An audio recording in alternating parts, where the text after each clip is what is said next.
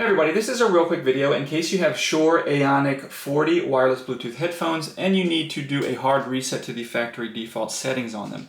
Now you're going to want to do this reset for one of two reasons really. The first one is troubleshooting in case these headphones are not pairing with Bluetooth, or they're not connecting with your device, or they're not syncing with the app, or they seem to be not responding. Any issues like that can very often be fixed with a factory reset.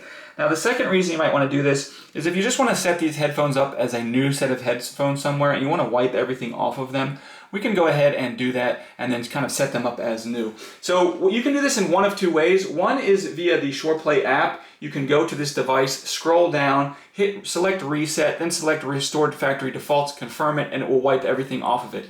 But if you're having issues with it not connecting to the app or not syncing to the app, we can actually force a hard reset right on the headphones. And what you're going to do that is just with the headphones on, we're just going to come in and simultaneously press the volume up, volume down, and power buttons together and until the headphones just turn off. Once they're turned off, they'll be reset and we can turn them back on. We'll need to repair them and everything like that because they'll have been hard reset.